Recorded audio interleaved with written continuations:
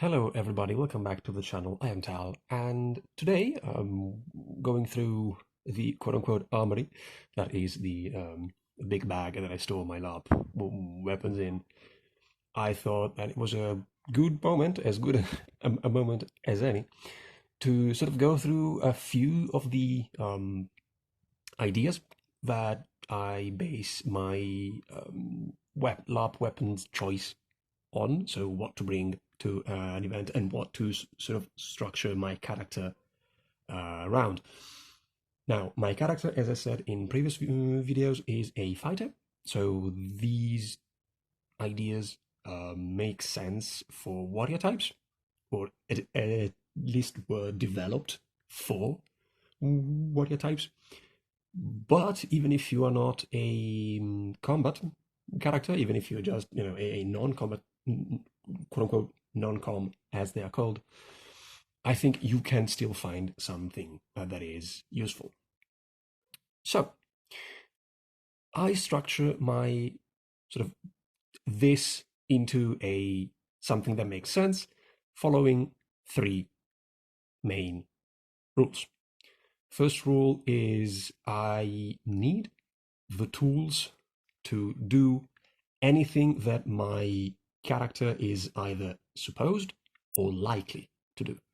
My character being a warrior that was educated as a duelist, meaning he will be mainly using swords, and being a frontliner, a heavy armored idiot, really, because he's not really that bright. I have the endurance, the staying power to use long weapons, two-handers. This is, as you can tell, the Radzik that I love so much with its custom scabbard. A backup weapon in case I am disarmed of my main, because at our game, disarming is a fairly low-level skill or spell. And a dinky little sidearm in case everything goes to crap and I am caught unawares, unprepared, with my pants down, and anything bad you can think. I still have something to just leave with. Instead of just running for my life and for the hills, I can charge in another direction with a butter knife. Second rule is that I need to be able to store all this on me, because as any nerfer out there, service person, prepper, anybody who has had the need to carry gear knows the gear you do not have on your person is the gear that you will not have when you need it.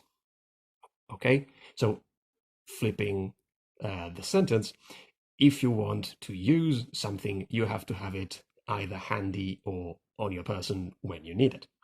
In this case, as you can tell, all three weapons have either a scabbard or a holder or a frog or however a carrying device.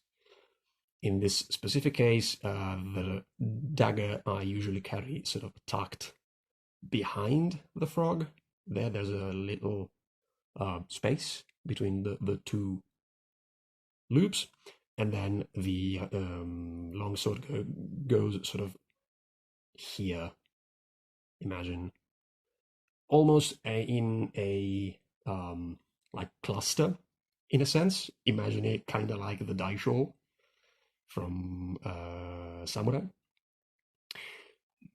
But because I now have the long elven axe that I will be referring to as Birna, because saying that name every time out loud makes my brain goes, and so I don't want to, because it's not really enjoyable as a watching experience.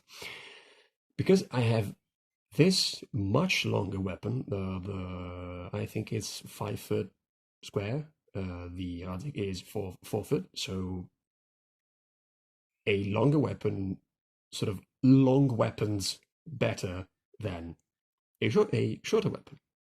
But here comes the conundrum. Here comes the problem about the second rule. So, although Birna is a better weapon according to the first rule, so I need the tools to do the things that I'm supposed to, it's not as good according to the second rule, i.e., in order to have it available, well, to focus going bonkers, I need to keep it with a hand.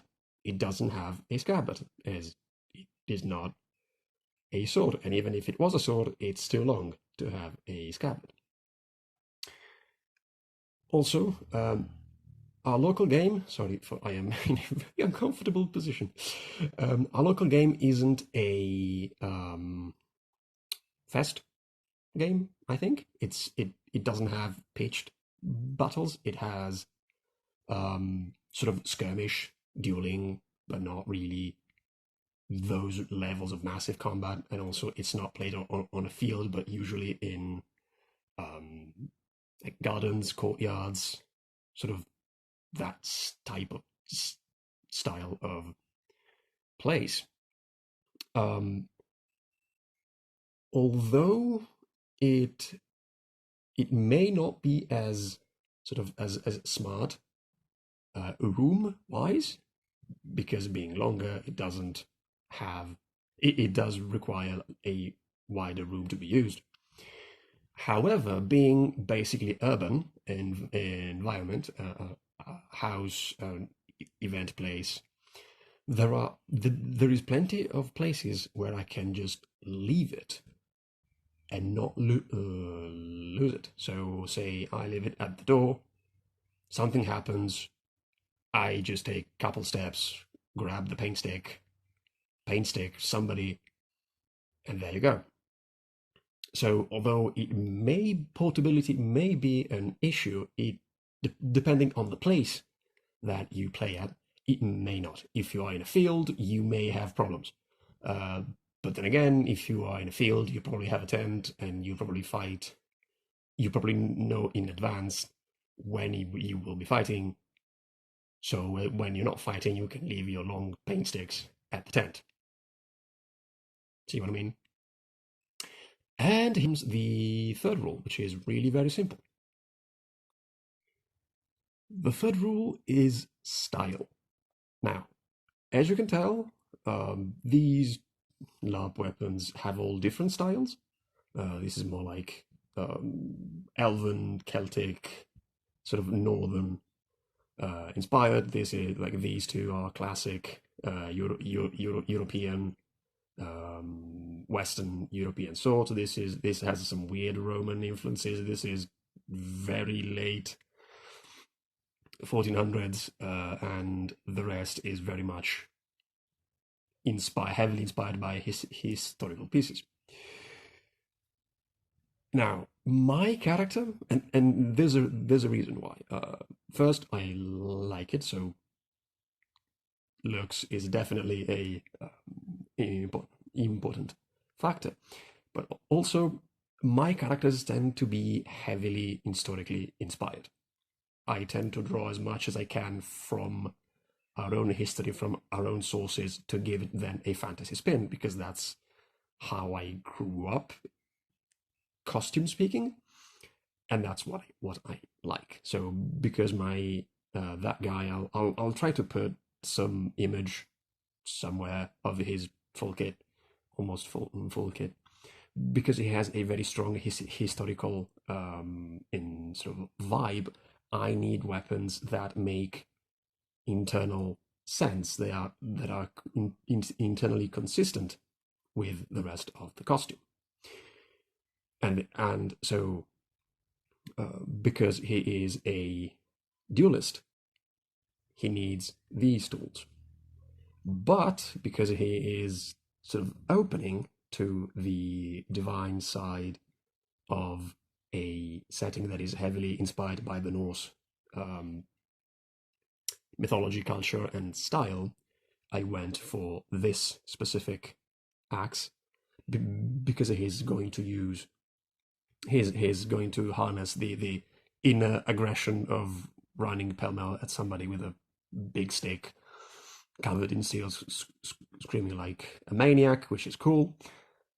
And so I'm also going to change this dagger with this one, which is much more in line with the like rondel daggers. So, after a couple of technical difficulties that happen when you tend to shoot videos with an overcrowded phone, I think that's it for the moment. So, take the tools that you are likely to need for the job. Make sure you always have them either on your person or as close to hand's reach as possible.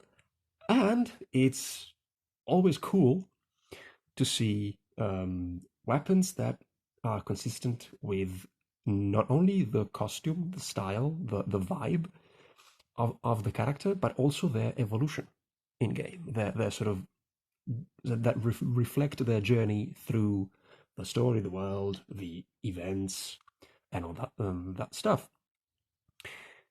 So with this said, I hope that you're doing well. I hope to see you soon because 2021 is being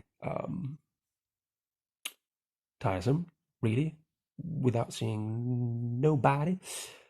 And I'll see you next time.